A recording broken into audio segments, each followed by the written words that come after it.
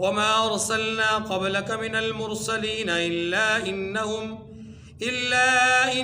ليأكلون الطعام ويمشون في الاسواق وجعلنا بعضكم لبعض فتنة اتصبرون وكان ربك بصيرا صدق اللہ العظیم۔ سورہ فرقان کی ابتدائی 20 آیات آپ کے سامنے تلاوت ہوئیں۔ اس سورہ مبارکہ کا نام الفرقان ہے اور اس کی پہلی ہی آیت کریمہ میں تبارک الذی نزل الفرقان کا لفظ موجود ہے۔ الفرقان قرآن مجید کے مختلف ناموں میں سے ایک نام ہے الفرقان۔ فرقان کا معنی ہوتا ہے حق اور باطل میں فرق کرنے والا۔ تو یہ کلام بھی یعنی قرآن مقدس یہ حق اور باطل میں فرق کرنے والا کلام ہے، اس لیے اس کلام کو الفرقان بھی کہتے ہیں۔ اس سورہ مبارکہ کا نام سورۃ الفرقان ہے، مکی صورت ہے، مکہ مکرمہ میں نازل ہوئی ہے، اور مکی صورتوں کا عنوان عام طور پر 3 طرح سے ہوتا ہے۔ توحید کے مسائل بیان ہوتے ہیں، رسالت مآب صلی اللہ علیہ وسلم اور دیگر انبیاء علیہ السلام کی نبوت اور رسالت کو بیان کیا جاتا ہے، اور آخرت کے تذکرے ہوتے ہیں، اس کے حوالے سے کچھ یاد دہانی ہوتی ہے، اس عقیدے کو بیان کیا جاتا ہے۔ تو 3 باتیں ہوتی ہیں، توحید، رسالت اور ساتھ آخرت۔ اس کے بعد یہ سمجھ لیجئے کہ اس سورہ مبارکہ میں مجموعی طور پر 77 آیات ہیں اور 6 رکوعات ہیں۔ یہ سورہ مبارکہ مکہ مکرمہ میں ابتدائی حالات اور ابتدائی زمانے میں نزول اس کا ہوا ہے۔ اس سورہ مبارکہ کی ابتدائی جن 20 آیات کریمہ کو ہم نے پڑھا ہے، تلاوت کی ہے، سنا ہے، ان 20 آیات میں سب سے پہلے اللہ تعالیٰ نے اپنی صفت بارکیت کو یا برکت کو بیان کیا ہے۔ اس کے بعد اسی آیت کریمہ میں اللہ نے اپنے کلام مقدس یعنی قرآن مجید کی عظمت اور شان کو بیان کیا ہے۔ اسی آیت کریمہ میں پہلی میں اللہ نے اپنے حبیب صلی اللہ علیہ وسلم کی نبوت اور رسالت کو بیان کیا ہے۔ گویا پہلی آیت کریمہ میں 3 باتیں آ گئیں، الوہیت الہ، قرآن کی عظمت اور رسول اللہ صلی اللہ علیہ وسلم کی رسالت کا ذکر۔ اس کے بعد اللہ تعالیٰ نے اپنی الوہیت کے ذکر کے بعد مشرکین کے طرف سے جو بدعقیدگی تھی یعنی شرک کا عقیدہ، اس بدعقیدگی کی تردید فرمائی ہے، اور ان لوگوں کی یا ان چیزوں کی یا ان ہستیوں کی تردید فرمائی ہے کہ جو اللہ کے سوا پوجی جاتی ہیں، جن کو اللہ کے سوا پرستش جن کی جاتی ہے، ان تمام ہستیوں کے معبود نہ ہونے کی جو ہے وہ بات کی ہے، اور قرآن نے بتایا کہ وہ معبود نہیں ہے، اور معبود نہ ہونے کے دلائل دیے ہیں کہ معبود کیوں نہیں ہے۔ تیسری بات، ان آیات کریمہ میں اللہ تبارک و تعالیٰ نے اپنے حبیب حضرت محمد صلی اللہ علیہ وسلم کی نبوت اور رسالت پر مشرکین کی طرف سے جو اعتراضات ہوتے تھے، ان میں سے کچھ اعتراضات کا یہاں پر ذکر کیا ہے، اور ان اعتراضات کو ذکر کر کے بڑا مختصر سے بڑا ہی سادہ سا جواب دیا ہے۔ اس کے بعد نمبر 4 پہ ان آیات کریمہ میں قیامت کے احوال کو بیان کیا گیا ہے، لیکن اس کی ابتدا اس سوال سے کی گئی ہے کہ بتاؤ کہ جنت اچھی ہے یا جہنم اچھی ہے۔ ایک سوال کیا گیا ہے، اس سوال کے تناظر میں پھر آخرت کے کچھ مناظر کو بیان کیا گیا ہے، اور خاص طور پہ جہنم کی ہولناکی کو یہاں پر بیان کر کے پھر پوچھا گیا کہ یہ اذالک خیر ام جنہ، یہ جہنم بہتر ہے یا جنت بہتر ہے۔ اس کے بعد آخری بات، ان آیات کریمہ میں اللہ تبارک و تعالیٰ نے قیامت ہی کے احوال میں سے ایک خاص حالت کو بیان کیا کہ جن کو تم دنیا میں اپنا معبود سمجھتے ہو رب کے سوا، مشرکین کو کہا گیا جن کو تم اللہ کے سوا اپنا معبود سمجھتے ہو، قیامت کے دن اللہ ذوالجلال انہی ذاتوں سے، انہی ہستیوں سے، انہی شخصیات سے یا انہی چیزوں سے پوچھیں گے، بتاؤ کیا تم نے میرے بندوں کو گمراہ کیا تھا؟ کیا تم میرے بندوں کو رائے حق سے برگشتہ کر چکے تھے؟ تو وہ جواب دیں گے کہ پروردگار ہماری کیا مجال کہ ہم کسی کو رائے حق سے ہٹائیں، یہ تو خود گمراہ تھے، یہ تو خود برگشتہ تھے، یہ تو خود رائے حق سے ہٹے ہوئے تھے، ہم نے تو نہیں کیا۔ ٹھیک ہے، یہ تذکرے ہیں 5 خاص طور پر ان آیات کریمہ میں، جو انشاءاللہ ان آیات کریمہ میں ترجمہ کے تناظر میں آپ کے سامنے آئیں گے۔ دیکھیے جی، تبارک الذی نزل الفرقان علی عبدہ لیکون للعالمین نذیرا۔ اللہ وہ ذات ہے، تبارک الذی، الذی وہ یعنی اللہ وہ ذات ہے کہ جو بہت ہی بابرکت ہے۔ تبارک بہت ہی بابرکت ہے، برکت کہتے ہیں سراپا خیر کو۔ برکت کس کو کہتے ہیں؟ یعنی خیر ہی خیر ہو، خیر ہی۔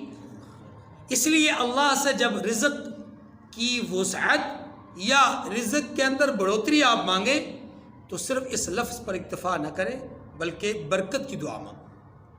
اللہ سے کیا مانگیں؟ برکت کی دعا مانگیں، پروردگار رزق نصیب فرما برکت والا۔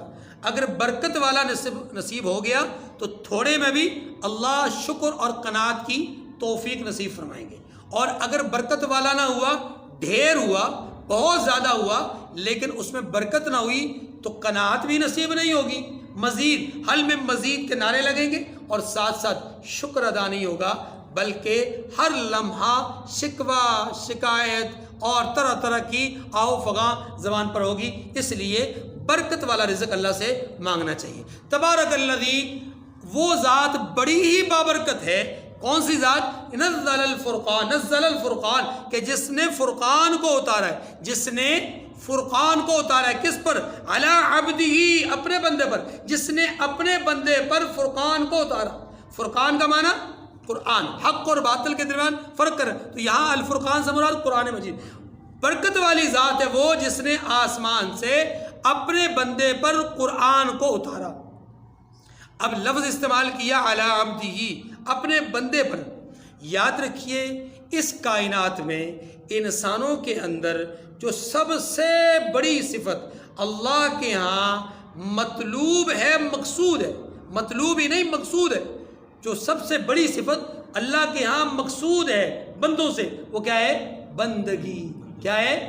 عبدیت۔ کیا ہے؟ عبدیت۔ اللہ کو معبود جان کر خود اس کے سامنے عاجز اور انکساری کے ساتھ، عاجزی کے ساتھ جو ہے وہ گر گڑا کر کے اس کے سامنے سر تسلیم خم کر لینا، یہ ہے عبدیت اور یہ ہے بندگی، کہ اس کا حکم ماننا ہے اور اسی کے کہے پر چلنا ہے، اسی کا نام بندگی ہے۔ اور اللہ کو یہ جو بندگی ہے بندوں میں سب سے زیادہ یہ صفت محبوب ہے۔ اسی لیے اللہ رب العزت نے اپنے سب سے محبوب ترین بندے جناب محمد رسول اللہ صلی اللہ علیہ وآلہ وسلم کو جب خاص مواقع پر ان کا تذکرہ کیا ہے تو لفظ بندہ کے ساتھ ذکر کیا ہے۔ مثلا اس کائنات میں سب سے بڑا معجزہ قرآن پاک ہے۔ سب سے بڑا معجزہ کون سا ہے؟ جو قیامت تک قائم رہے گا، جاری اور ساری رہے گا، یعنی قیامت تک جاری رہے گا۔ یہ معجزہ نبوت مصطفیٰ کی دلیل ہے، کیونکہ یہ بات سمجھ لیجئے کہ نبی کی نبوت کی دلیل ہوا کرتا ہے معجزہ۔ جب نبوت یعنی نبی اس دنیا سے چلے جائیں اور ان کا منصب نبوت ختم ہو جائے، اس جہان کے اعتبار سے منصب نبوت ختم ہو جائے، نئے نبی کا دور شروع ہو جائے، تو پچھلے نبی کا معجزہ بھی ختم ہو جاتا ہے۔ منصب ختم ہو گیا تو معجزہ بھی۔ تو جناب محمد رسول اللہ صلی اللہ علیہ وسلم کے نبوت اور رسالت کا منصب قیامت تک کے لیے ہے، تو ظاہر ہے جب منصب قیامت تک ہے تو معجزہ بھی قیامت تک ہونا ضروری ہے۔ ایک نہ ایک معجزہ ضروری ہے کہ جو قیامت تک رہے، اور آقا صلی اللہ علیہ وسلم کا وہ ایک معجزہ جو قیامت تک رہے گا وہ کون سا ہے؟ قرآن مجید ہے۔ اللہ نے قرآن پاک کے کئی مقامات پر جب قرآن پاک کے نزول کا ذکر کیا نا، تو وہاں پر اپنے حبیب صلی اللہ علیہ وسلم کے اوپر نزول کا جب ذکر ہوا تو بندگی کے ساتھ، تبارک الذی نزل الفرقان علی عبدہ، بڑی برکت والی ذات ہے وہ جس نے اپنے بندے پر قرآن کو اتارا ہے۔ اپنے حبیب پر نہیں کہا. اپنے حبیب پر کیوں؟ اس لیے یہ بات سمجھیے کہ حالانکہ حبیب ہونا یہ بہت بڑی صفت ہے، لیکن یہ صفت مختصہ ہے، یہ خاص صفت ہے، عام صفت نہیں ہے. یہ صفت خاص ہے، عام. کیا مطلب؟ کہ یہ اللہ کو اپنے حبیب جناب محمد رسول اللہ صلی اللہ علیہ وسلم کو دینا تھا، وہ دے دیا کہ یہ میرے محبوب ہیں، یہ میرے حبیب ہیں، وہ حبیب اللہ ہیں. کوئی خلیل اللہ، کوئی کلیم اللہ، کوئی روح اللہ، کوئی صفی اللہ، کوئی نجی اللہ. جناب محمد رسول اللہ کون ہے؟ حبیب اللہ. تو اللہ نے علی حبیب ہی نہیں فرمایا کیونکہ یہ مخصوص صفت تھی. اللہ نے یہاں پر قرآن کو چونکہ عام رکھا ہے، اتارا قلب مصطفیٰ پر، اتارا قلب مصطفیٰ پر، دل مصطفیٰ پر، لیکن رکھا اس کو لیکون للعالمین نذیرا. اللہ نے جہان والوں کے لیے اس کو نذیر بنا کر اتارا ہے. معلوم یہ ہوا کہ قرآن کا فائدہ، قرآن کی تبلیغ اور قرآن کی اشاعت سب کے لیے ہے. کس کے لیے؟ صرف حبیب کے لیے نہیں. جب سب کے لیے ہے تو سب سے تقاضا کیا ہے؟ وما خلقت الجن والانس الا لیعبدون. تمام انسانوں کے پیدا کرنے کا مقصد اللہ کے کیا ہے؟ عبادت ہے، بندگی ہے. اسی لیے اللہ نے یہاں صفت عبدیت کو ذکر کیا ہے، حبیب ہونے کی صفت کو ذکر ہے، کیونکہ وہ حضور علیہ السلام کی خاص صفت تھی. اور یہاں چاہیے یہ تھا، تقاضا اس بات کا تھا کہ اللہ کو قرآن کے نزول کے لیے حضور کی اس صفت کو بیان کرتے جو حضور کی وساطت سے پوری امت سے مقصود ہے. حضور کی وساطت سے سب سے بڑے بندے اللہ کے ہاں اس جہان میں کون ہیں؟ انبیاء. اور انبیاء میں سب سے بڑے بندگی کرنے والے کون ہیں؟ جناب محمد رسول اللہ. تو آپ کی وساطت سے تمام انسانوں کو جو بندگی نصیب ہو رہی ہے، اللہ نے اس بنیاد پر اپنے حبیب کی یہاں صفت بندگی کو ذکر کیا ہے. اسی طریقے سے سورہ کہف میں آپ پڑھ چکے الحمدللہ الذی انزل علی عبدہ الکتاب. تمام تعریفیں اس ذات کے لیے جس نے اتارا اپنے بندے پر کتاب کو. اور ایک اور معجزہ جو اس جہان میں جہان والوں کے لیے ظاہری طور پر اتنا بڑا معجزہ ہے، جو محیر العقول ہے، عقلوں کو حیران کرنے والا ہے. اور وہ معجزہ کیا ہے؟ معجزہ معراج، جو بہت بڑا معجزہ ہے. انسانیت کی عقل حیران ہو جاتی ہے کہ کیسے ممکن ہوا کہ لمحے بھر کے لیے اتنے واقعات رونما ہوئے، اتنے مشاہدات ہوئے، اتنا لمبا سفر ہوا زمین سے زمین تک، پھر زمین سے آسمانوں تک، آسمانوں سے عرش تک، عرش سے کرسی تک، ملاقات، واپسی، اور یہ سارا جنت اور جہنم کو دیکھنا، اور یہ سارا انبیاء سے ملاقاتیں کرنا، خطابات کرنا، ان کے خطابات کو سننا اور امامت کروانا، واپس دنیا میں آنا، اس جہاں میں آنا، جس حالت میں دنیا کو چھوڑ کے گئے تھے اسی حالت میں واپس آ جانا، یہ کیسے ممکن ہے؟ عقلیں دنیا کی حیران ہو گئی. اللہ نے اس معجزے کا بھی تذکرہ کیا تو کن الفاظ سے کیا؟ سبحان الذی اسری بعبدہ، کہ پاک ہے وہ ذات جس نے اپنے بندے کو راتوں رات چلایا. اپنے بندے کو، وہاں نہیں کہا اپنے حبیب کو، اپنے حبیب کو بلایا.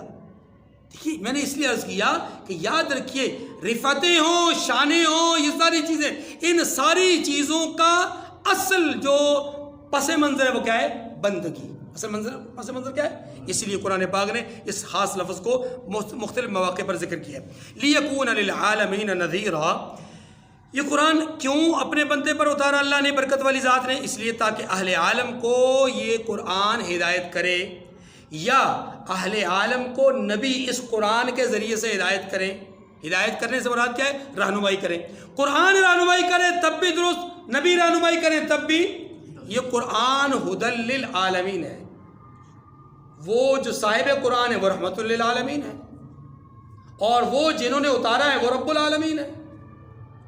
سمجھ آئی؟ اس لیے یاد رکھیے کہ یہاں پر اللہ تبارک و تعالی نے ہمیں یہ بات سمجھائی ہے کہ قرآن کے نزول کا مقصد امت کی، انسانوں کی ہدایت اور رہنمائی ہے. ہم نے قرآن سے کیا لیا ہے؟ ہم نے قرآن کو مردے بخشوانے کا ذریعہ بنا لیا. بس میں نہیں کہتا کہ نہیں کرنا چاہیے، لیکن ہم نے یہیں تک بریک لگا دی ہے. زیادہ سے زیادہ محبت کا اظہار کیا تو بیٹی کو رخصت کرتے وقت اس کے سر پہ قرآن رکھ دیا، پکڑ لیا قرآن. اور اگر بہت زیادہ محبت کی تو کبھی کسی فیصلے میں، کسی معاملے میں کسی مجرم سے یا ملزم سے کہہ دیا کہ قرآن پر ہاتھ رکھ کے بتا کہ تو نے یہ کام کیا کہ نہیں کیا. گویا قرآن کو قسمیں کھانے کا ذریعہ بنا لیا، قرآن کو ایک ظاہری طور پہ برکت کا، دکان کھولنی ہے، کاروبار کھولنا ہے تو وہ برکت کا ہی ذریعہ بن جائے. صبح صبح دکان کھولنی ہے تو کچھ تھوڑی سی تلاوت لگ جائے، اس کے بعد قوالی لگ جائے، اور اس کے بعد جو ہے وہ پڑوسی ملک کے شہزادے لگ جائیں. ویسے تو وہ ہمارے دشمن ہیں، لیکن ان معاملات میں ہمارے بڑے محبوب ہیں. ہمارا سارا رویہ، ساری تہذیب، سارا کلچر انہی سے حاصل. بہرحال تو قرآن مجید ہدایت کا ذریعہ ہے، قرآن پاک صرف قرآن خوانی کا ذریعہ نہیں. یہ بہت بڑا ظلم ہے. اسی لیے اسی سورہ مبارکہ کی اگلی آیات میں، آیت نمبر انشاءاللہ العزیز ہم پڑھیں گے 30. آیت نمبر 30 میں اللہ کے رسول صلی اللہ علیہ وسلم کا قیامت کے دن کا شکوہ اسی سورہ مبارکہ میں موجود ہے کہ اللہ کے رسول قیامت کے دن کہیں گے کہ یا رب ان قوم اتخذوا ھذا القرآن مہجورا، میری اس قوم نے قرآن کو چھوڑ دیا تھا. اس لیے قرآن پاک کو ہدایت کا ذریعہ جانتے ہوئے، سمجھتے ہوئے عزم کریں کہ ہم قرآن پاک کو روزانہ کی بنیاد پر پڑھنے کی عادت بنائیں، اور روزانہ کی بنیاد پہ کم از کم اپنے گھر میں ایک آیت کا ترجمہ کرنے کی کوشش کریں. کسی بھی قرآن پاک کے ترجمے کو پکڑ لیجئے، وہاں سے ایک آیت کا ترجمہ روزانہ اپنے گھر میں بچوں کے ساتھ. آج آپ کے بچے آپ کے سامنے بیٹھ کر کے جب ایک آیت کا ترجمہ سنیں گے، انہیں محسوس ہوگا، معلوم ہوگا کہ یہ کوئی بڑی اہم بات ہے، بڑی اہم چیز ہے، بڑا اہم پیغام ہے. اس کی اہمیت ان کے دل میں بیٹھے گی. آج ہمارے ہاں ہمارے بچوں کے دل میں موبائل کی اہمیت ہے، لیپ ٹاپ کی اہمیت ہے، ہمارے بچوں کے ہاں سائنسی ٹیکنالوجیز کی اہمیت ہے، اور ہم ان کو بتاتے ہیں کہ فلاں سائنٹسٹ نے یہ کیا، فلاں نے یہ چیز ایجاد کی، فلاں نے یہ چیز پیدا کی، فلاں چیزیں. یہ سارا کچھ ہم بچوں کو بتاتے ہیں، بچوں کے دل میں ان جیسا بننے کا جذبہ پیدا ہوتا ہے. ہم اپنے بچوں کے سامنے یہ ساری چیزیں جہاں بیان کرتے ہیں، وہاں ایک پیریڈ صرف 5 سے 10 منٹ کا ایسا رکھ لیے ہیں کہ ہم ایک آیت کریمہ قرآن پاک کی پڑھ کر کے اس کا ترجمہ بیان کریں. بس اس پر اتفاق کر لیں. ہم یقین کریں، اس بات پر اعتماد کر لیں، یقین کر لیں کہ یہ ایک آیت پڑھی ہوئی ہمارے اس نونہال، اس معصوم بچے کے ذہن، دل و دماغ پر اتنی اثر پذیر ہو جائے گی انشاءاللہ کہ اس کا قرآن سے گہرا تعلق اور مضبوط جو ہے وہ رشتہ بن جائے گا. پھر آپ کو یہ گلہ کرنے کی بھی ضرورت نہیں ہوگی کہ میری اولاد نافرمان ہے. پھر آپ کو یہ شکوہ بھی نہیں ہوگا کہ اولاد بات نہیں مانتی. الذی لہ ملک السماوات والارض ولم یتخذ ولدا ولم یکن لہ شریک فی الملک وخلق کل شیء فقدرہ تقدیرا. وہی ذات تو ہے کہ آسمانوں اور زمین کی بادشاہی اسی کی ہے، اور جس نے بیٹا نہیں بنایا، جس کا بادشاہی میں کوئی شریک نہیں، اور جس نے ہر چیز کو پیدا کیا پھر اس کا ایک اندازہ ٹھہرایا. یعنی اللہ وہ ذات ہے جو مالک ہے ہر چیز کا، ایک صفت. دوسری صفت یہ ہے کہ اس کی کوئی اولاد نہیں. تیسری صفت یہ ہے کہ اس کا کوئی شریک نہیں. اور چوتھی صفت یہ ہے کہ اس نے ہر چیز کو پیدا کیا. اور پانچویں صفت یہ ہے کہ پیدا کر کے چھوڑا نہیں، بلکہ پیدا کرنے کے بعد ہر چیز کو اس کے اندازے کے ساتھ جو ہے وہ مقرر کیا. دیکھیے، ایک ہے تخلیق، باقی ساری باتیں تو 3 باتیں تو آسان ہیں. چوتھی چیز ہے، پانچویں چیز ہے تخلیق، اور چوتھی چیز تخلیق ہے، اور پانچویں چیز اس کا اندازہ ہے. ان دونوں باتوں کو سمجھیے. تخلیق ہے کسی چیز کو عدم سے وجود بخشنا، ایک چیز تھی نہیں اس کو وجود بخش دیا، یہ ہے تخلیق. اور ایک ہے تخلیق کر کے، پیدا کر کے اس کے اندر اس کی ضرورتوں کو پورا کرنا، اس کی صلاحیتیں اس کو دینا، یہ ہے تقدیر. یہ کیا ہے؟ اندازہ. اللہ نے صرف چیزوں کو پیدا نہیں کیا، مخلوق کو بنایا نہیں، بلکہ جس مخلوق کو جیسا بنایا ویسی ہی اس کی صلاحیتیں، ویسا ہی اس کی ضرورتوں کو پورا بھی کیا. اور ابتدا سے لے کر انتہا تک ہر لمحہ، ہر گام اس کی اللہ پوری طرح سے نگرانی کرتے ہیں. اسی کو دوسرے لفظوں میں رب کہتے ہیں. الحمدللہ رب العالمین، تمام تعریفیں عالم کے پالنے والے کی. عالمین کے تمام جہانوں کے پالنے والے کے لیے تمام تعریفیں ہیں. اور یہ جہان کیا ہے؟ ظاہر ہے سمندر، زمین، آسمان، ہر چیز، ہر ایک الگ جہان، اور ہر ایک مخلوق اپنے الگ جہان. اس لیے یاد رکھیے کہ پیدا کرنا اور چیز ہے، پھر اس کو اندازے سے ٹھہرانا، اس کے اندر ہر چیز کو سہولت دینا، صلاحیتیں دینا، اس کی ضروریات کو پورا کرنا، یہ ہے تقدیر. اس لیے قرآن نے کہا وَخَلَقَ كُلَّ شَيْءٍ، اس نے ہر چیز کو پیدا بھی کیا اور پھر پیدا کر کے چھوڑا نہیں، بلکہ ہر چیز کو ایک اندازے سے ٹھہرایا بھی، جاری بھی کیا. وَاتَّخَذُوا مِن دُونِ، اب یہاں تک تو بات ہو گئی اللہ تبارک و تعالیٰ کی صفات کی. اب مشرکین کی طرف سے جو شرکیہ باتیں ہیں ان کی تردید کی جا رہی ہے. وَاتَّخَذُوا مِن دُونِهِ آلِهَةً لَا يَخْلُقُونَ شَيْئًا وَهُمْ يُخْلَقُونَ وَلَا يَمْلِكُونَ لِأَنفُسِهِمْ ضَرًّا وَلَا نَفْعًا وَلَا يَمْلِكُونَ مَوْتًا وَلَا حَيَاةً وَلَا نُشُورًا. فرمایا لوگوں نے اللہ کے سوا اور معبود بنا لیے ہیں جو کوئی چیز بھی پیدا نہیں کر سکتے. کوئی چیز بھی پیدا، اس کا مطلب یہ ہوا کہ جتنے معبودان باطل ہیں وہ کچھ بھی نہیں پیدا کر سکتے، اللہ ہر چیز پیدا کر سکتے ہیں. مثبت اور منفی دونوں معنی لیجئے نا. اچھا، وَهُمْ يُخْلَقُونَ، حالانکہ وہ خود پیدا کیے گئے ہیں، وہ پیدا نہیں کر سکتے. اور اللہ پیدا نہیں ہوئے، اللہ پیدا نہیں ہوئے، اللہ پیدا کرنے والے ہیں، اور یہ پیدا ہونے والے ہیں، پیدا کرنے والے. فرق آ گیا سمجھ؟ اگلی بات، وَلَا يَمْلِكُونَ لِأَنفُسِهِمْ ضَرًّا وَلَا نَفْعًا، اور نہ اپنے نفع اور نقصان کا کچھ اختیار رکھتے. یعنی جن کی یہ دنیا پوجا کر رہی ہے، نہ یہ نفع کے مالک ہے نہ یہ نقصان کے مالک ہے. اللہ فرماتے ہیں میں نفع کا بھی مالک ہوں، میں. آگے بات، وَلَا يَمْلِكُونَ مَوْتًا وَلَا حَيَاةً، اور نہ یہ جینے کا اختیار رکھتے ہیں، مالک ہیں، اور نہ یہ مر جانے کا اختیار، یعنی نہ تو یہ خود مرنے اور جینے کا اختیار رکھتے ہیں، نہ یہ مارنے اور زندہ رکھنے کا اختیار رکھتے ہیں.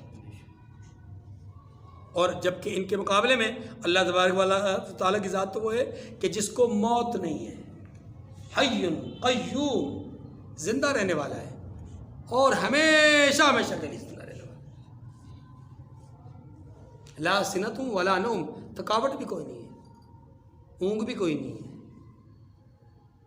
ایسا نہیں ہے. دیکھیں نا باقی چیزیں جتنی بھی ہیں، جتنی مخلوقات ہیں، کہیں نہ کہیں تھکاوٹ ہے، کہیں نہ کہیں تھکاوٹ ہے، کہیں نہ کہیں زوال ہے، کہیں نہ کہیں نقص ہے، کہیں نہ کہیں عیب ہے.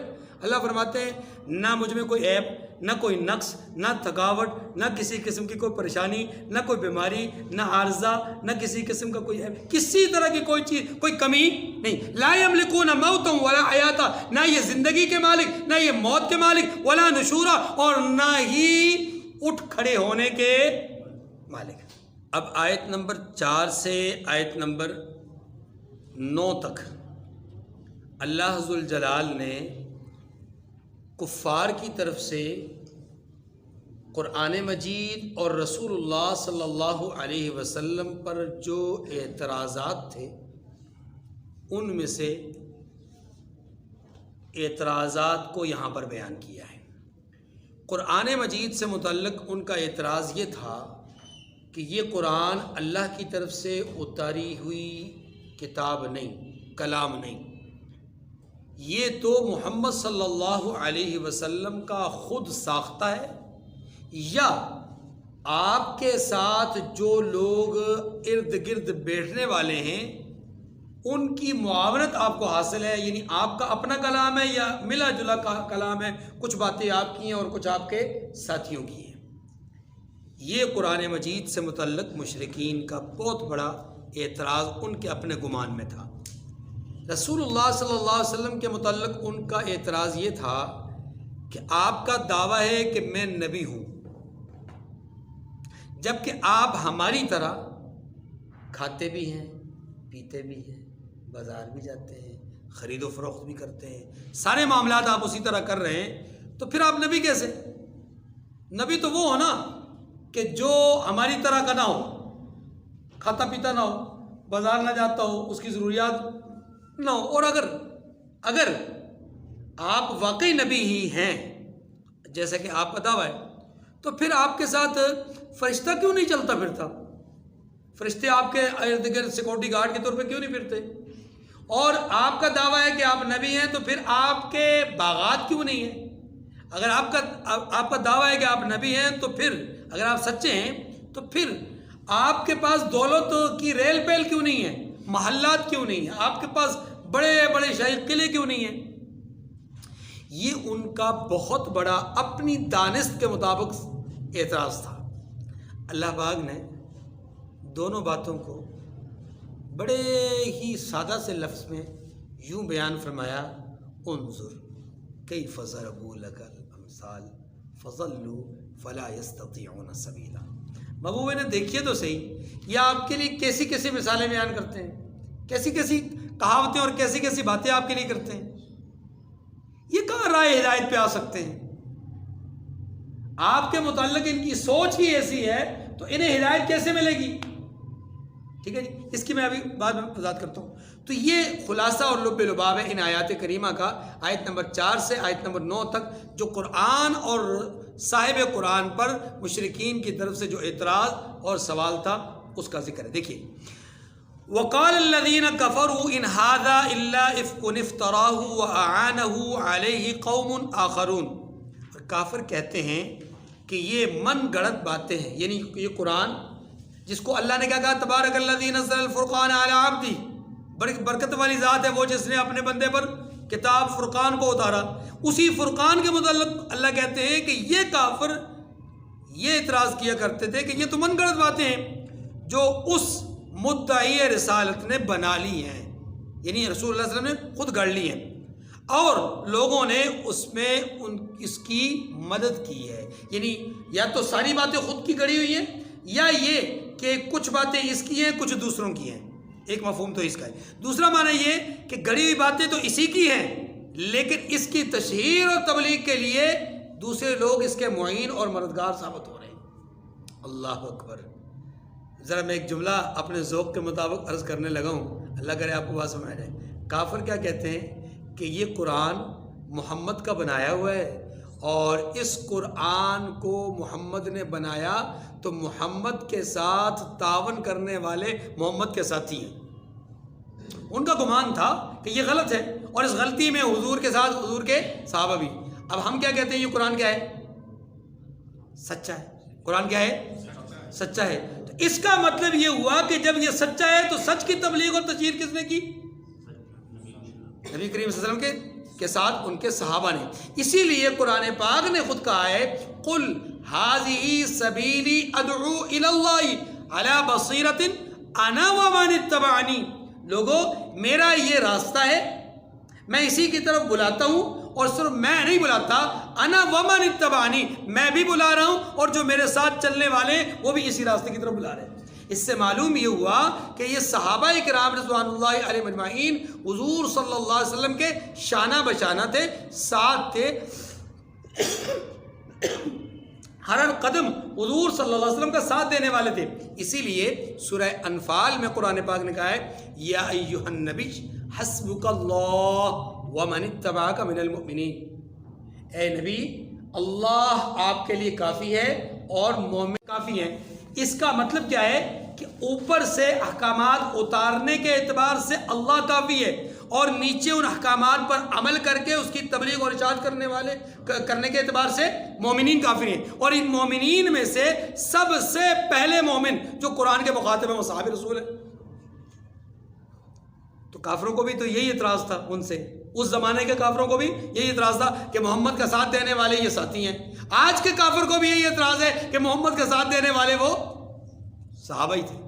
اس لیے اس کو بھی تکلیف تھی صحابہ سے، اس کو بھی تکلیف ہے صحابہ سے۔ قرآن مجید پر ان کا بہت بڑا اعتراض تھا کہ قرآن پاک تو پچھلے لوگوں کی قصے کہانیاں ہیں۔ اب اسی طرح کی بات مشرکین میں سے کئی مشرکین نے کہی کہ جی یہ پچھلے لوگوں کی کہانیاں، ایسی کہانیاں تو ہم بھی کر سکتے ہیں، ہم بھی بنا سکتے ہیں۔ تو جب کہانی بنانے کی بات آئی، کہانی سنانے کی بات آئی، یا اس قرآن کا مقابلہ کرنے کی بات آئی، تو پھر اس قرآن کے مقابلے سے ساری دنیا عاجز رہی۔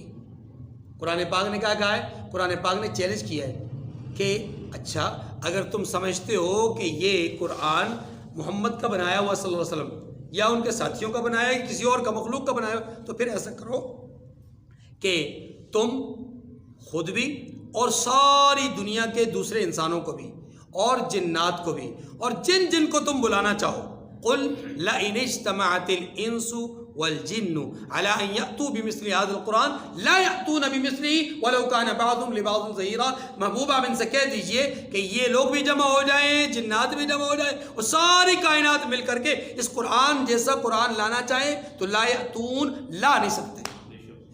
یہ پہلا چیلنج کیا. پھر کہا اچھا تمہیں اگر بہت ہی زام ہے نا اپنی فصاحت اور بلاغت پر، عربی پر، تم بھی عربی دان ہو، یہ قرآن عربی میں ہے، تو ایسا کرو فَأْتُوا بِسُورَةٍ، ایک سورت ہی لے آؤ. پہلے تو پورے قرآن کا چیلنج دیا، پھر 10 سورتوں کا چیلنج دیا، آخر میں کیا کہا فَأْتُوا بِسُورَةٍ، ایک سورت ہی لے آؤ. اور سورت بھی کون سی؟ سورہ بقرہ نہیں، سورہ کوثر جو سب سے چھوٹی ہے اس کے مقابلے کی کوئی سورت لے آؤ. لیکن نہیں لا سکے. ایسا نہیں کہ انہوں نے کوشش نہیں کی، یہ واضح رکھیے گا.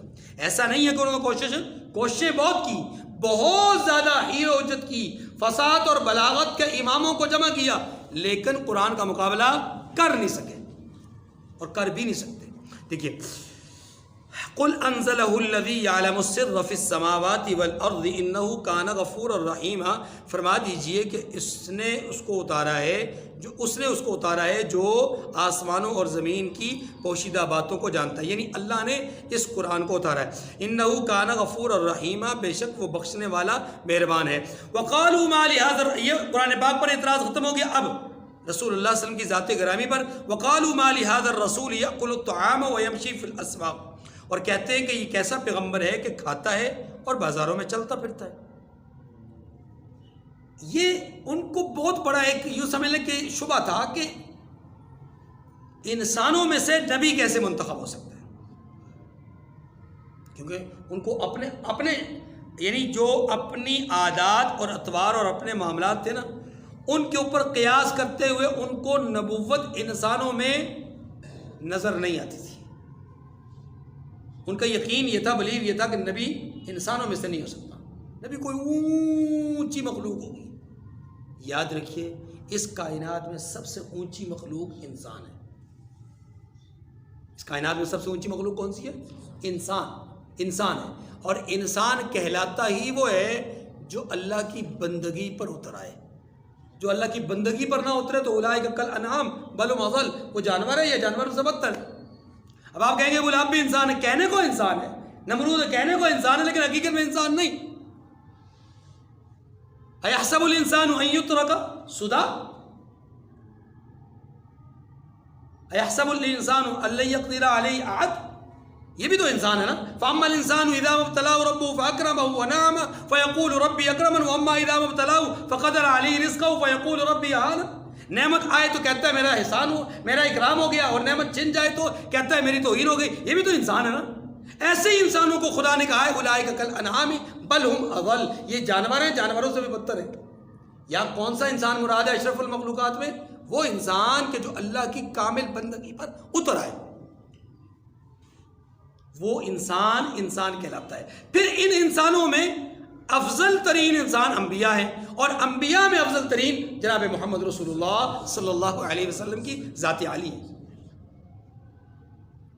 انہیں یہ شبہ تھا کہ یہ کھاتے ہیں، پیتے ہیں، چلتے پھرتے ہیں، خرید و فروخت کرتے ہیں، ضرورت کے لیے بازار بھی جاتے ہیں وغیرہ وغیرہ، تو یہ کیسے نبی ہو سکتے ہیں؟ نبی تو کسی اور مخلوق کو ہونا چاہیے. اللہ پاک نے دوسرے مقام پر ارشاد فرمایا سورہ بنی اسرائیل میں، اگر زمین پر چلنے پھرنے والے لوگ، رہنے والے لوگ فرشتے ہوتے تو ہم ان کی طرف فرشتے کو ہی نبی بنا کر کے بھیجتے، کیونکہ وہ ان کے مزاج کو جانتا ہے، ان کی ضروریات کو جانتا ہے، ان کے حالات کو جانتا ہے، ان کی خواہشات کو جانتا ہے. انسان کی طرف انسان ہی نبی بنا کر کے بھیجے جائیں گے، کیونکہ انہیں ہی پتہ ہے کہ انسان کی ضرورت کیا ہے، انسان کا تقاضا کیا ہے. دیکھیے نا بھائی، ایک مخلوق کی طرف دوسری مخلوق کو فرستادہ بنا کر کے بھیجنا، یہ عقلاً، فطرتاً، روایتاً، درایتاً کسی لحاظ سے بھی درست نہیں ہے، اس لیے کہ یہ ان کے مزاج کو نہیں جانتے، وہ ان کے مزاج کو نہیں جانتے. اب ایک ایسی مخلوق میں سے کہ جس کے اندر خواہشات نفسانیہ ہی نہ ہوں، جس کے اندر کھانے پینے کی ضروریات نہ ہوں، جسمانی جنسی جو ہے وہ خواہشات ہی نہ ہوں، یا دیگر ضروریات اور خوشی اور غم محسوس کرنے کی یہ صلاحیت ہی نہ ہو، اب اس مخلوق کو اگر کسی کی طرف پیغامبر بنا کر بھیج دیا جائے، اور ایسی مخلوق کی طرف جس کو خوشی بھی محسوس ہوتی ہے، غم بھی محسوس ہوتا ہے، جس کو دکھ بھی لگتا ہے، جس کو خوشی بھی محسوس، یعنی جس کے پاس جو ہے وہ یوں سمجھ لیں کہ خواہشات کا بھی ایک انبار ہے اور اوپر سے پابندیوں کا بھی ایک بہت بڑا قید خانہ بھی ہے، یہ ساری چیزوں کے بیچ میں اب اس مخلوق کو وہ سمجھانے آ رہا ہے جس کے پاس خواہشات ہی نہیں ہے، وہ کہے کھانا نہیں ہے، یہ کہہ سکتا ہے نا جناب آپ کو کھانے کی خواہش ہے ہی نہیں، تو آپ کیسے ہمیں سمجھا سکتے ہیں؟ اس لیے یاد رکھیے یہ فطرت کا تقاضا تھا کہ انسان کی رہنمائی کے لیے اللہ انسان ہی کو منتخب کرتے، اور دوسری بات یہ ہے دوسرے اینگل سے دیکھیں تو انسانیت کو جو مقام اور رتبہ مل رہا ہے یا ملا ہے وہ ملا ہی نبیوں کی وجہ سے،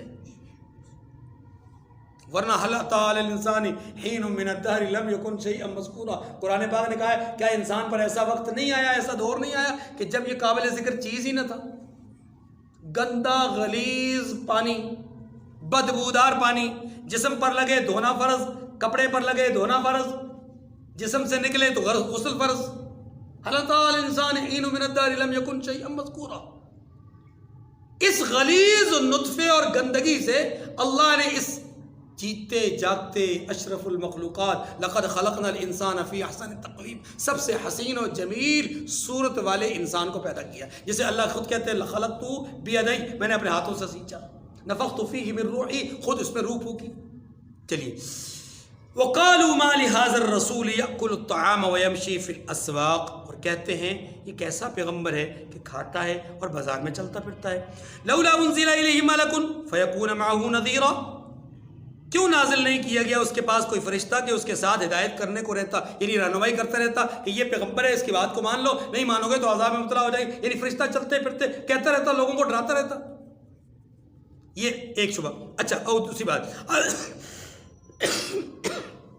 او یلقا الیہ کنز، دوسری بات یہ کہ اگر واقعی یہ نبی ہیں تو پھر اس کی طرف خزانہ اتارا جاتا، یعنی اگر یہ نبی ہوئے ہیں تو پھر ان کی طرف خزانہ کیوں نہیں اتارا گیا؟ یاد رکھیے یہ کافر جو ہے یہ مادہ پرست ہے۔ مادہ کیا مطلب؟ یہ جو کچھ نظر آ رہا ہے نا اس پر بلیو کرتا ہے، اس پر یقین رکھتا ہے، اور مومن جو کچھ نظر آ رہا ہے صرف اسی پر بلیو نہیں کرتا بلکہ اس کے پیچھے اصل روح پر یقین رکھتا ہے، اور وہ روح کیا ہے؟ یاد رکھیے یہ مادہ عارضی ہے اور اس کے مقابلے میں روح اصل ہے، اور روح کیا ہے؟ آخرت۔ روح کیا ہے؟ آخرت، اللہ کی طرف عروج پانا، اللہ کی طرف ترقی پانا، اور اللہ کی طرف ترقی وہی پاتا ہے جس کے اندر آخرت کی فکر ہوگی، آخرت کا جذبہ ہوگا۔ یاد رکھیے انبیاء علیہ السلام کا تفوق، تعلی، برتری اللہ نے کبھی بھی دولت سے نہیں کروائی، میرے جملے کو سمجھے گا، اللہ نے کسی بھی نبی کو لوگوں پر شان کے اعتبار سے شان کو بڑھانے کے لیے اس کو دولت کی ریل پیل نہیں دی کہ یہ تمہیں دولت دی جا رہی ہے، تم دولت دنیا کو دکھاؤ اور کہو کہ میں اللہ کا نبی ہوں، میں بہت بڑے سرمایہ کا مالک ہوں، نہیں، کبھی نہیں کیا۔ اللہ نے دولت کو تعلی کا سبب نہیں بنایا، نبی کی برتری کا سبب نہیں بنایا، نبوت کی برتری خصال، صفات، کمالات سے ہے۔ نبوت کی برتری کس سے ہوتی ہے؟ کمالات سے ہوتی ہے، اور کمالات وہ ہیں جو بندے کے ذاتی اختیار کردہ ہوتے ہیں، اور دولت یہ عارضی چیز ہوتی ہے۔ دولت کیا ہوتی ہے؟ عارضی چیز ہوتی ہے۔ اللہ نے اس کو دنیاوی طور پہ رکھا ہے، عارضی رکھا ہے، اس لیے اس کو نبی کی برتری کا ذریعہ نہیں بنایا۔ اب آپ کہیں گے دو نبی دنیا میں ایسے آئے جو بادشاہ بنے، تو یاد رکھیے وہ ان کی نبوت کو ثابت کرنے کے لیے بادشاہت نہیں دی گئی۔ میرا جملہ پہلے والا ذہن ہے نا، میں نے عرض کیا کہ اللہ پاک نے کبھی کسی نبی کی برتری کو دولت کے ذریعے سے ثابت نہیں کروایا۔ ہاں دولت ان کے قدموں میں لا کر ڈھیر کر دی، یہ عارضی بات ہے، لیکن اس دولت کی وجہ سے ان کو برتر کروایا ہو ایسا نہیں ہے۔ آپ دیکھیں آدم علیہ السلام سے لے کر جناب محمد رسول اللہ صلی اللہ علیہ وسلم تک ہر نبی کو آپ دیکھیں تکلیفیں اٹھا رہے ہیں، مشقتیں اٹھا رہے ہیں، آزمائشوں میں مبتلا ہیں، کہیں کسی کو آرے سے چیرا جا رہا ہے، کسی کو آگ میں ڈالا جا رہا ہے، کسی کے سامنے 400 یا 4,000 جادوگر لا کر کے مقابلہ کروایا جا رہا ہے. کسی کو اس قدر ستایا جا رہا ہے کہ اس کی ماں تک کو بدکارہ کہلایا گیا. کسی نبی کو اس انداز میں ستایا جا رہا ہے کہ اس میں سے ایک وقت میں ایک کو نہیں، دو کو نہیں، 300 نبیوں کو ایک وقت میں جو ہے وہ ذبح کیا گیا ہے. ایسا بھی ہوا ہے کہ نبی کو اتنا ستایا گیا کہ نبی 950 سال تک 4 نسلوں کے طعن و تشنیع کو برداشت کر رہا ہے. نبی کو اتنا ستایا گیا. یہ ساری مشقتیں، تکلیفیں اور آزمائشیں ان مراحل سے گزر کر کے نبی کی برتری پھر بھی ثابت ہوتی ہے. اللہ بتانا یہ چاہتے ہیں کہ دنیاوی مال و اسباب کے ذریعے سے میں اپنے نبی کو بلند نہیں کر رہا، بلکہ اپنے نبی کی بلندی میں اپنی ذات کی وجہ سے کر رہا ہوں، روحانی اسباب کی وجہ سے کر رہا ہوں، صفات کی وجہ سے کر رہا ہوں، کمالات کی وجہ سے. اور وہ کمالات، وہ صفات ہر نبی کے پاس ہوئے ہیں. اس لیے او یلقا الیک کنز، مشرکین کہا کرتے تھے کہ آپ کے پاس خزانہ کیوں نہیں آتا؟ تو اس کا جواب یہ ہے کہ خزانہ نبوت کی برتری کا ذریعہ اور سبب نہیں ہے. نبوت تو ایسا مقام ہے کہ اللہ نے اپنے حبیب کو، جن کے متعلق یہ سوال کر رہے ہیں، ان کو کیا کہا؟ وَرَفَعْنَا لَكَ ذِكْرَكَ، محبوب آپ کا ذکر ہم نے سب سے بلند تر کر دیا. او تکون لہو جنت یأکل منہا، پھر اگلی بات وہ یہ کہا کرتے تھے کہ یا اس کا کوئی باغ ہوتا کہ اس میں سے کھایا کرتا. یعنی یہ جو فقر و فاقہ اور یہ جو کئی دن گھر میں چولہا نہ جلنا اور یہ جو بازاروں میں جا کر کے اور حضرت عمر رضی اللہ تعالیٰ عنہ کو مجھے ایک حدیث یاد آ گئی. اللہ کے رسول صلی اللہ علیہ وسلم مدینہ منورہ میں ایک دن چٹائی پر لیٹے ہوئے تھے، اور یہ جو کھجور کی چھال سے بھری ہوئی چٹائی اس پر لیٹے ہوئے تھے، تو آپ کے بدن مبارک پر چٹائی کے اس مطلب کیا کہتے ہیں اس کو، چٹائی کے نشانات جو ہے وہ آپ کے بدن مبارک پر بڑے واضح نظر آ رہے تھے. اللہ کے رسول صلی اللہ علیہ وسلم کی اس حالت کو دیکھ کر کے جناب فاروق اعظم رضی اللہ عنہ نے عرض کی کہ یا رسول اللہ، قیصر و کسریٰ کے بادشاہ جو کہ سراسر باطل ہے، اور آپ جو کہ نبی برحق ہیں، ان کے محلات اور ان کے نرم گرم جو ہے وہ بستر اور اس طرح کے معاملات، اور آپ کی یہ چٹائی اور آپ کے جسم پر پڑے ہوئے یہ نشانات، گویا کہ انہیں ایک حسرت ہوئی کہ آپ تو سب سے بلند و بالا ہیں، تو آپ کے لیے تو بڑی اونچی جگہ ہونی چاہیے، بہت اعلیٰ شان ہونی چاہیے. اللہ کے نبی صلی اللہ علیہ وسلم نے فرمایا افی ھذا یا ابن الخطاب، اللہ اکبر، تم بھی اس تصور اور خیال میں ہو عمر بن الخطاب؟ یعنی آپ کا بھی یہ خیال ہے، آپ کا بھی یہ تصور ہے کہ میرے لیے ایسی ایسی چیزیں ہونی چاہیے. معنی یہ تھا، مفہوم یہ تھا کہ میں ان چیزوں کو پسند نہیں کرتا. اور وہ حدیث مبارکہ میں آتا ہے نا کہ جب نبی علیہ السلام پہلی دفعہ آپ نے اعلان نبوت فرمایا تو اس کو کچھ عرصے کے بعد جناب جبرائیل امین آ کر عرض کی کہ یا رسول اللہ پاک فرماتے ہیں کہ آپ کو نبوت بادشاہت کے ساتھ چاہیے یا فقر و فاقہ کے ساتھ؟ اللہ کے نبی نے کیا فرمایا تھا کہ میں فقر و فاقہ کے ساتھ نبوت کو پسند کرتا ہوں. یا آپ کا جو فقر تھا وہ اختیاری تھا. آپ کا فقر کیا تھا؟ اختیاری تھا. لیکن یاد رکھیے، اگر اختیاری ہے یا غیر اختیاری ہے، دونوں صورتوں میں نبی کی برتری مال و دولت سے نہیں ہوتی. بس وقال الظالمون ان تتبعون الا رجلا مسحورا. اچھا، جب یہ بھی نہ بن پڑا، یہ ساری باتیں نہ ہوئی، تو اللہ پاک فرماتے ہیں کہ ان ظالموں نے تو یہاں تک کہہ دیا، ظالم کہتے ہیں کہ آپ تو ایک جادو زدہ شخص کی پیروی کرتے ہیں. یعنی آپ کسی جادو زدہ آدمی کی پیروی کرتے ہیں، اس سے کچھ سنتے ہیں، سن کر آ کر کے ہمیں سنا دیتے ہیں. اللہ پاک فرماتے ہیں انظر کیف ضربوا لك الامثال فضلوا فلا يستطيعون سبیلا. محبوب دیکھیے تو صحیح، یہ آپ کے بارے میں کس کس طرح کی باتیں کرتے ہیں، سو گمراہ ہو گئے اور رستہ نہیں پا سکتے. فضلوا فلا يستطيعون سبیلا، گمراہ ہو گئے ہیں، یہ راستہ نہیں پا سکتے. جملہ سمجھیے، اس جملے کے 2 معنی ہیں. ایک معنی یہ ہے کہ یہ راستہ نہیں پا سکتے، اس کا مطلب ایک یہ ہے کہ جب آپ کے بارے میں ان کی سوچ ہی غلط ہے، راستہ کس نے پانا ہے؟ راستہ اس نے پانا ہے جو نبی کی وساطت سے زندگی گزارے گا، نبی کے رہنمائی کے مطابق زندگی گزارے گا. اب جب وہ نبی کو سمجھتا ہی کچھ نہیں، نبی کے بارے میں اس کے خیالات ہی غلط ہیں کہ یہ جادو زدہ شخص سے حاصل کر رہے ہیں، جب اس طرح کے وسوسے اور خیالات ہیں تو پھر یہ رہنمائی کیسے حاصل کرے گا؟ اور جب رہنمائی نہیں پا سکتا تو سیدھے راستے پہ چلے گا کیسا؟ تو راستے پہ چلنا ہی امکان ہی ختم ہو گیا. گویا امکان ختم ہونے کی وجہ اللہ کی طرف سے راستہ بند کرنا نہیں، امکان ختم ہونے کی وجہ خود ان کی غلط چوائس ہے، غلط انتخاب ہے. انہوں نے ہادی کو چھوڑ کر کے ضال اور مضل کی طرف اپنے آپ کو متوجہ کیا ہے۔ ایک معنی تو یہ ہے کہ یہ راستہ نہیں پا سکتے اس لیے کہ انہوں نے آپ کے رہنمائی کرنے والے مقام کو جانا ہی نہیں، سمجھا ہی نہیں، تو رہنمائی کیسے حاصل کریں گے؟ دوسرا اس کا معنی ایک اور بھی ہے، اور وہ معنی یہ ہے، دونوں معنی اپنی جگہ پر بالکل درست ہیں۔ دوسرا معنی یہ ہے کہ اللہ کے نبی صلی اللہ علیہ وسلم کے متعلق ان کے وسوسے سمجھ لیجیے۔ اوپر 4 باتیں ہوئیں۔ اگر آپ نبی ہیں، اگر آپ نبی ہیں تو پھر آپ کے ساتھ فرشتہ کیوں نہیں؟ اچھا چلیں چھوڑ دیں، اگر آپ واقعی نبی ہیں تو آپ کے پاس خزانہ کیوں نہیں؟ چلیں اس کو بھی چھوڑ دیں۔ آپ نبی ہیں تو آپ کے باغات کیوں نہیں؟ پھر کبھی کہتے تھے آپ نبی ہیں تو یہ کیسے ممکن ہے؟ آپ تو کسی جادو سے شخص سے جو ہے وہ باتیں سن کر آتے ہیں۔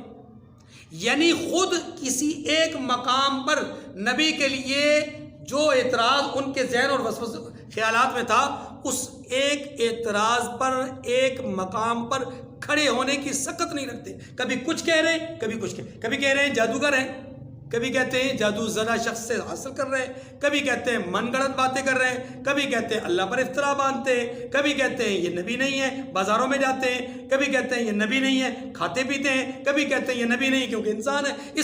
یعنی گویا کہ کسی ایک بات پر جمنے والے نہیں ہیں۔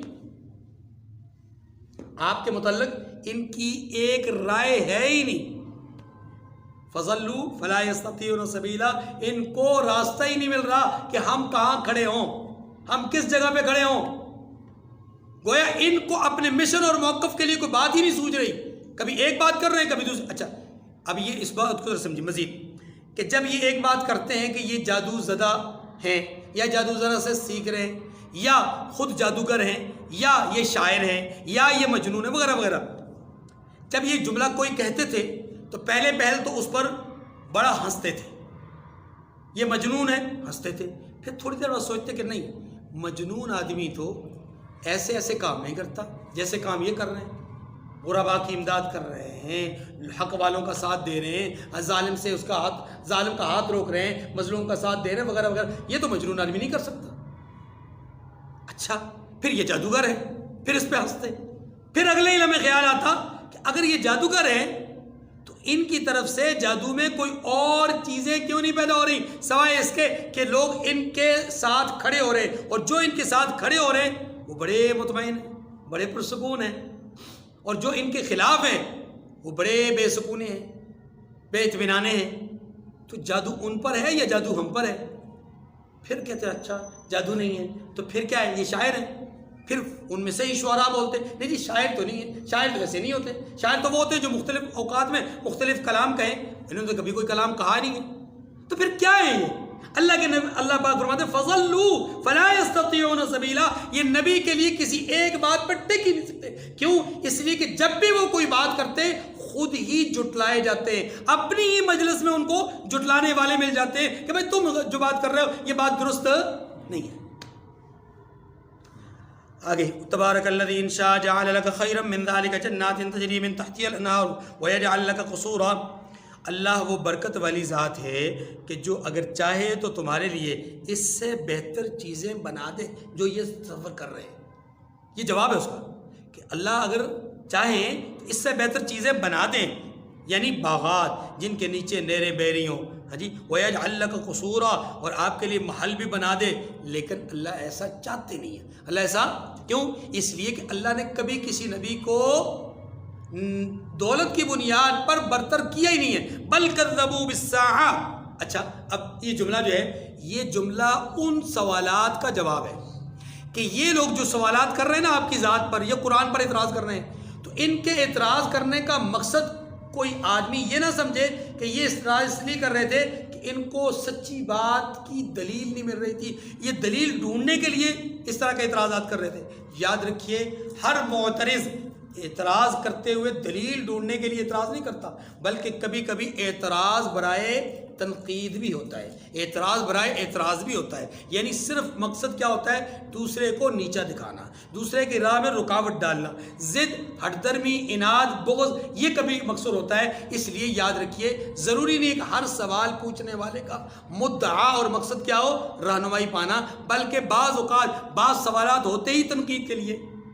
اللہ پاک نے یہاں پر وہ بتا دیا کہ ان کی جتنی باتیں، جتنے وسوسے ہیں اور جتنے تصورات اور خیالات ہیں، ان سب کا مقصد یہ نہیں ہے کہ راستہ پانا چاہتے ہیں اور کوئی دلیل ڈھونڈنا چاہتے ہیں، بل کذبوا بالساعہ، حقیقت بات یہ کہ یہ آخرت کے منکر ہیں، آخرت کے منکر ہیں، اور بس مختلف قسم کے ہیلے بہانوں سے اپنا وقت پاس کر۔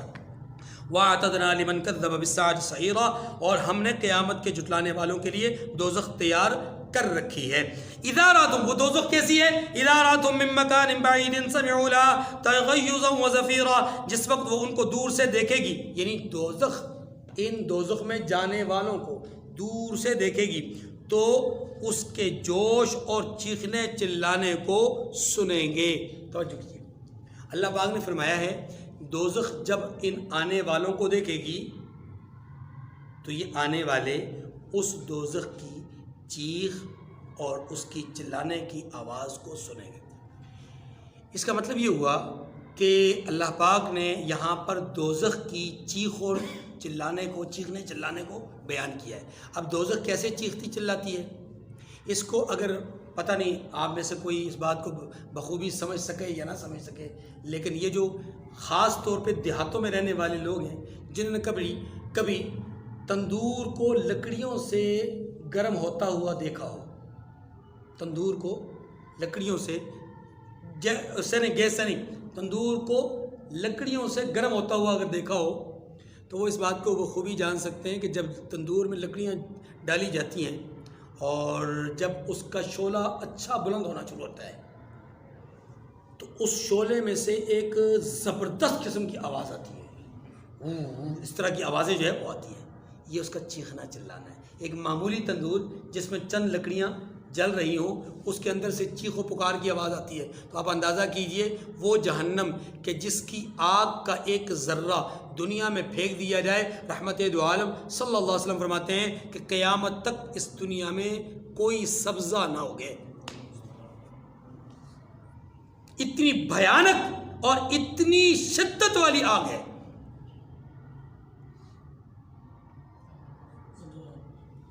اس آگ کا ایک ذرہ اس کائنات میں چھوڑ دیا جائے، اللہ کے رسول کیا فرماتے ہیں؟ قیامت تک سبزہ نہ ہوگے۔ جہاں ایٹم بم گرا ہے وہاں کے لوگ آج تک متاثر ہیں اور قیامت تک متاثر رہیں گے، حالانکہ وہ ایٹم بم آگ کے مقابلے میں، جہنم کی آگ کے مقابلے میں کچھ نہیں ہے۔ جب یہ لاکھوں لوگوں کو متاثر کر، بلکہ کروڑوں لوگوں کو متاثر کر سکتا ہے یہ چھوٹا سا ایک مادہ، تو وہ جو اتنی بڑی وسیع و عریض جہنم ہے جس کی چیخ و پکار کو اللہ فرماتے ہیں کہ جہنم کی طرف جانے والے دور سے ہی سنیں گے۔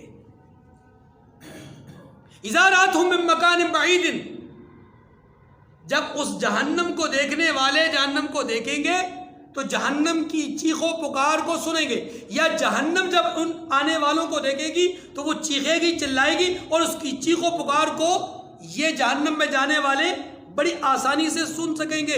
اتنی ہولناکی اللہ بیان فرماتے ہیں۔ پھر اگلی بات فرمایا وَإِذَا أُلْقُوا مِنْهَا مَكَانًا ضَيِّقًا مُقَرَّنِينَ دَعَوْا هُنَالِكَ ثُبُورًا۔ اس آیت کا ترجمہ پڑھنے سے پہلے یہ سمجھ لیجئے جہنم بہت وسیع و عریض ہے، بہت وسیع و عریض ہے، لیکن اللہ کیا کہتے ہیں؟ فرمایا جب دوزخ کی کسی تنگ جگہ میں زنجیروں میں جکڑ کر ڈالے جائیں گے یہ جہنمی،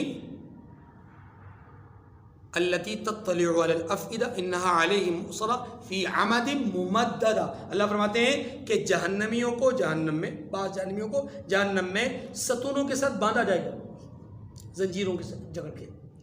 فرمایا کہ جب اس کسی تنگ جگہ میں ان جہنمیوں کو جکڑ کر زنجیروں میں ڈالا جائے گا تو وہاں موت کو پکاریں گے، وہاں موت کو، جہنم میں کسی تنگ جگہ پر۔ اب سوال یہ کہ جہنم تو بہت وسیع ہے تو یہ تنگ جگہ کیوں کہا گیا؟ جواب یہ ہے کہ جب انسان کے اوپر آفت آتی ہے، انسان کے اوپر آزمائش آتی ہے، جب کسی تکلیف میں مبتلا ہوتا ہے تو اسے ہر وسیع و عریض چیز بھی اسے تنگ نظر آتی ہے، وہ تنگی میں محسوس ہوتا ہے، اپنے جسم کی تکلیف کی وجہ سے اسے ہر چیز کی وسعت تنگ نظر آتی ہے، اسے ہر چیز کی کشادگی تنگ نظر آتی ہے، اسے بڑے محل میں رہنے کے باوجود بھی اسے ایسے نظر آتا ہے جیسے بس یہ سارا جہاں اس کے لیے کچھ بھی نہیں ہے، اس کا اپنا وجود سب کچھ ہے، وہ اپنے وجود میں سمٹا ہوا ہوتا ہے۔ ایسے ہی جہنمی جہنم میں چونکہ تکلیف میں ہوگا اور چاروں طرف سے تکلیف میں ہوگا تو اسے بس اپنا وجود ہی نظر آئے گا، اس کو اپنے وجود کے سوا کچھ نظر نہیں آئے گا۔ اس لیے فرمایا کہ جب اس جہنمی کو کسی تنگ جگہ میں، مانا یہ کہ اس تکلیف اور پریشانی میں جب یہ مبتلا ہوگا تو اس وقت یہ موت کو پکارے گا۔ یہ جس حالت میں جہاں پر بھی ہے تو یہ تنگ ہی ہے، اور تنگی کے عالم میں کس کو پکارے گا؟ موت کو۔ اور قرآن پاک کیا کہتا ہے؟ لا يموت فیہا ولا یحییٰ، موت کو پکارے گا تو صحیح لیکن مر بھی نہیں سکے گا، زندہ بھی نہیں رہ سکے گا۔ لا تدعوا اليوم ثبورا واحدا وادعوا ثبورا كثيرا، اللہ جواباً ارشاد فرمائیں گے آج ایک ہی موت کو نہ پکارو، تم ایک موت کو پکار رہے ہو نا، ایک موت کو نہ پکارو، بہت سی موتوں کو پکارو۔ مانا یہ کہ آج تم بہت زیادہ چیخو پکار کرو، بہت زیادہ موتوں کو آواز دو، پھر بھی تمہیں موت آنے والی۔ لا يموت فی کلما نضجت جلودہم بدلناہم جلودا غیرہا، اللہ پاک نے سورہ نساء میں فرمایا کہ جب ان کی کھالیں جل جائیں گی، کھال بدن سے جلے گی تو ہم جیسے ہی جلے گی ویسے ہی ہم نئی کھال پیدا کر دیں گے۔ اللہ اکبر۔ کیوں؟ لیذوق العذاب، تاکہ یہ عذاب کا مزہ چکھتے رہے۔ اللہ ہم سب کی حفاظت فرمائے۔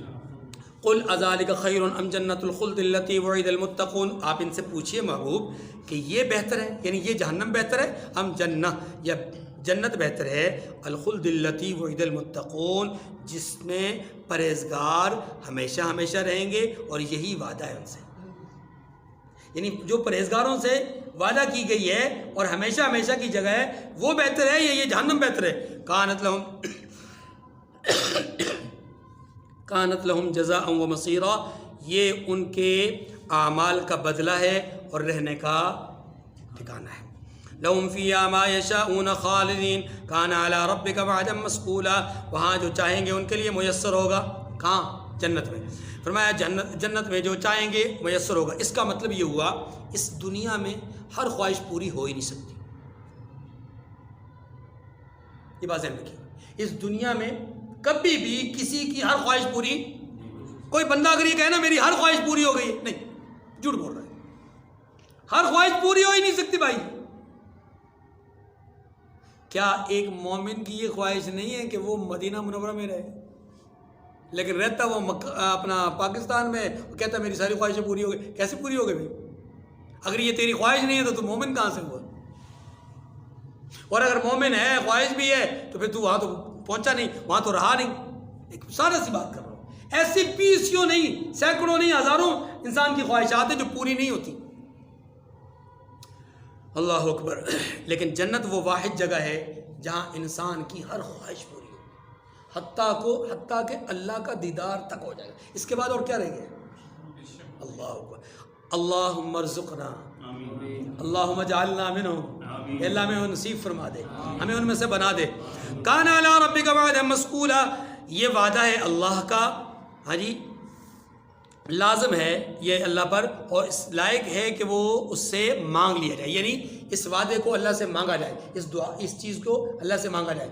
حجاج بن یوسف رحمۃ اللہ علیہ کے بارے میں ایک واقعہ ہے، اور وہ واقعہ یہ کہ آپ طواف کر رہے تھے خانہ کعبہ کا، تو ایک آدمی کو آپ نے دیکھا، ایک دن دیکھا، 2 دن دیکھا، 3 دن دیکھا، آپ چلے گئے۔ پھر اگلے سال آئے تو پھر دیکھا کہ وہ آدمی اسی طرح ہے، پھر دیکھا تو وہ آدمی اسی طرح ہے۔ پتہ چلا کہ جناب 20 سال سے یہ بزرگ، یہ آدمی ایک دعا مانگ رہا ہے، اس کی دعا قبول نہیں ہو رہی، کہہ رہا ہے یا اللہ میں مانگ رہا ہوں، 20 سال سے مانگ رہا ہوں، تو میری دعا کو قبول نہیں کرتا۔ آپ آگے بڑھے اور اس سے پوچھا کہ بھیا کیا مسئلہ ہے، تم کیا مانگنا چاہتے ہو اللہ سے جو اللہ پوری نہیں کر رہا؟ تو جب وہ پلٹا تو دیکھا تو وہ نابینا تھا، کہا میں اللہ سے آنکھیں مانگ رہا ہوں، 20 سال سے مانگ رہا ہوں، اللہ دے ہی نہیں رہے۔ اچھا چل کوئی بات نہیں، اللہ نہیں دے رہے، اللہ نے اس کے مقابلے میں آپ کو کوئی اور صفت دے دی ہوگی، شکر کر اللہ کا۔ اس نے کہا نہیں اللہ نے اور بھی صفت کوئی نہیں دی، بس یہ نعمت بھی اللہ نے نہیں دی اور دوسری صفت بھی کوئی نہیں دی۔ حجاج بن یوسف نے اپنی تلوار اس کے ہاتھ میں پکڑا دی، توجہ کیجیے گا، اپنی تلوار اس کے ہاتھ میں پکڑا دی اور کہا سن 3 دن کا موقع ہے تیرے پاس، 3 دن کا وقت ہے تیرے پاس، اگر 3 دنوں کے بعد تیری آنکھیں واپس نہ آئی تو یہ تلوار تیری گردن اڑا دے گی. اب 3 دن کے بعد حجاج آئے تو وہ آدمی حجاج کو ایسے کر کے تلوار پیش کرتا ہے, کہتے میری آنکھیں بالکل ٹھیک ہو گئی. حجاج نے کہا تجھے تلوار نے بتایا ہے کہ اللہ سے مانگتے کیسے ہیں. اب بتا کیا ہوا؟ اس نے کہا جی جب سے تلوار میرے ہاتھ میں آئی ہے اب میں نے مانگا ہے, اب مانگا ہے. پہلے تو الفاظ ہی بول رہا تھا نا, اب مانگا ہے. اب میں نے رات کو گڑ رہا ہے, میں نے کہا پروردگار اس ظالم سے, اس درندے سے مجھے بچا لے, اور تو ہی بچا سکتے, تیرے سوا کوئی بچا نہیں سکتا. اللہ اکبر. حجاج کہتے ہیں تجھے تلوار نے مانگنے کا سلیقہ بتا دیا ہے. اصل بات یہ کہ ہمیں مانگنے کا سلیقہ نہیں آتا. اللہ کیا کہتے ہیں, جنت مجھ پر لازم ہے, اس لازم چیز کو چاہیے کہ مانگو, اس لازم چیز کو چاہیے کہ مانگو. وَيَوْمَ يَحْشُرُهُمْ وَمَا يَعْبُدُونَ مِن دُونِ اللَّهِ فَيَقُولُ أَنْتُمْ أَضْلَلْتُمْ عِبَادِي هَؤُلَاءِ أَمْ هُمْ ضَلُّوا السَّبِيلَ. اور جس دن ان کو جنہیں یہ اللہ کے سوا پوچھتے ہیں, یعنی ان مشرکین کو اور جن کو یہ معبود سمجھتے ہیں دنیا میں اللہ کے سوا, ان کو جمع کیا جائے گا تو اللہ فرمائیں گے کہ کیا تم نے میرے ان بندوں کو گمراہ کیا تھا یا یہ خود گمراہ ہو گئے تھے. یعنی اللہ ان معبودان باطلہ سے پوچھیں گے. معبودان باطلہ میں لفظ استعمال کر رہا ہوں, اس میں انبیاء بھی ہیں, اس میں اولیاء بھی ہیں, اس میں فرشتے بھی ہیں, سارے ہیں معبودان باطلہ ہی ہیں. کیوں معبودان باطلہ ہے؟ اللہ کے مقابلے میں معبودان باطل ہیں. معبود تو نہیں ہے نا, یہ باطل کا تصور ہے کہ یہ معبود ہے. باطل کا تصور ہے کہ کیا ہے, لوگ پوجا کرتے ہیں, کبھی کوئی نبی کی پوجا کر رہا ہے, کوئی فرشتے کی, کوئی ولی کی, کوئی کسی درخت کی, کوئی کسی سورج کی. اللہ فرماتے ہیں جب ان معبودوں کو جو میرے سوا لوگ سمجھتے ہیں جن کو معبود, ان کو میں اپنے سامنے لا کھڑا کروں گا, اور ان کو بھی جو پوجتے ہیں ان کو بھی, جب ان دونوں کو جمع کروں گا تو پھر جن کو پوجا جاتا ہے ان سے پوچھوں گا کیا تم نے ان کو کہا تھا کہ ہماری پوجا کرو, یا یہ خود گمراہ ہو گئے تھے. جواباً اللہ پاک کے سامنے وہ معبودان باطلہ یا وہ ہستیاں, وہ برگزیدہ ہستیاں ہمارے نزدیک اور معبودان باطلہ ان کے تناظر میں کہیں گے قالوا سبحانک ما کان ینبغی لنا ان نتخذ من دونک من اولیاء ولکن متعتهم وآباءهم حتی نسوا الذکر وکانوا قوما بورا. وہ کہیں گے کہ پروردگار تو پاک ہے, ہمیں یہ بات شایع کب تھی, ہمیں تو یہ بات شایع ہی نہ تھی کہ تیرے سوا اوروں کو دوست بناتے. ہاں لیکن تو نے ہی ان کو اور ان کے باپ دادا کو استعمال کے لیے نعمتیں دی ہیں, یہاں تک کہ وہ تیری یاد کو بھول گئے. یہ بڑا جملہ ہے. قیامت کے دن انبیاء فرشتے وغیرہ کیا کہیں گے کہ یا اللہ یہ بھولے کیوں؟ بھولے اس لیے کہ جس چیز کو کے ملنے کے بعد انہیں چاہیے تھا کہ تیرا شکر ادا کرتے, تو یہ شکر ادا کرنے کے بجائے پروردگار تیرے ناشکرے بن گئے. دولت ان کو ملی, اس دولت ملنے کے بعد تیرا شکر ادا کرنا چاہیے تھا, تو یہ دولت ملنے کے بعد ناشکری پر آئے, عیش و عشرت پر آ گئے, دنیا کی فحاشی اور عریانی پر آ گئے, گناہوں پر آ گئے. نتیجتاً یہ کیا ہو گیا, حتیٰ نسوا الذکر, تیری یاد سے غافل ہو گئے. ہونا تو یہ چاہیے تھا نا کہ یہ دولت ان کو اللہ کی یاد میں قائم رکھتی, لیکن انہوں نے اس دولت کے چکر میں نشے میں آ کر کے تجھے بلا دیا. وَكَانُوا قَوْمًا بُورًا, پروردگار یہ خود ہی ہلاک ہونے والے لوگ تھے, ہم ان کو ہلاک کرنے والے نہیں تھے. فَقَدْ كَذَّبُوكُمْ بِمَا تَقُولُونَ فَمَا تَسْتَطِيعُونَ صَرْفًا وَلَا نَصْرًا. اللہ پاک فرماتے ہیں اے کافرو, انہوں نے تو تم کو تمہاری بات میں جھٹلا دیا, بس اب تم عذاب پھیر سکتے ہو نہ ہی کوئی مدد لے سکتے ہو. مطلب یہ ہے کہ جو عذاب تمہیں ملنے والا ہے قریب, اس عذاب کو نہ تو ہٹا سکتے ہو اور نہ ہی اس عذاب کو ٹالنے کے لیے کسی کی مدد لے سکتے ہو. وَمَن يَظْلِم مِّنكُمْ نُذِقْهُ عَذَابًا كَبِيرًا, اور جو شخص تم میں سے ظلم کرے گا ہم اس کو بڑے عذاب کا مزہ چکھائیں گے.